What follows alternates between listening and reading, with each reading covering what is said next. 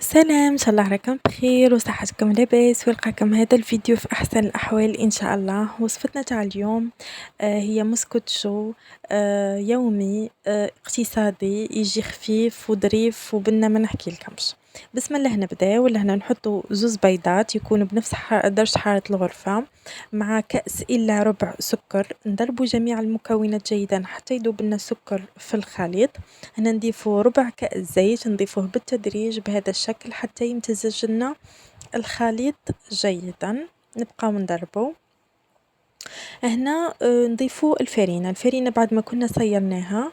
نضيفو حوالي كأس وربع فرينة، هذه هي الكمية كامل، كأس وربع. نضيفوها بالتدريج ونخلطو جميع المكونات جيدا بهذا الشكل. نبقاو نخلطو جميع المكونات بهذه الطريقة.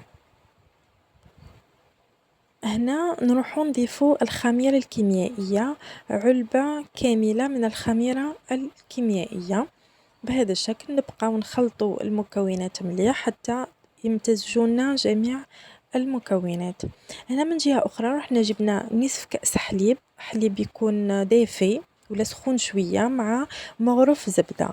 هذه الطريقة راح تعطينا واحد القوام رائع. نضيفوه إلى الخليط بهذا الشكل. نحاولوا نخلطوا المكونات جيدا بهذه الطريقة.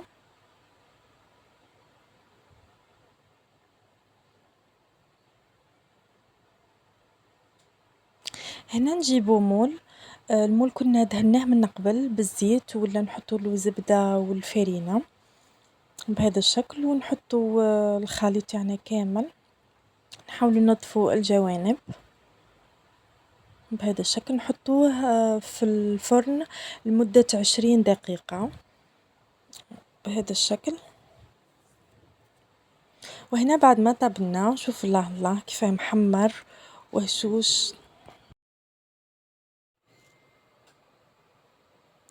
وهنا في التزيين كنت جبت عندي دانات خلطته مع نصف علبة شوكولاتة بهذا الشكل ونزينه يجي واحد المذاق ولا أروع.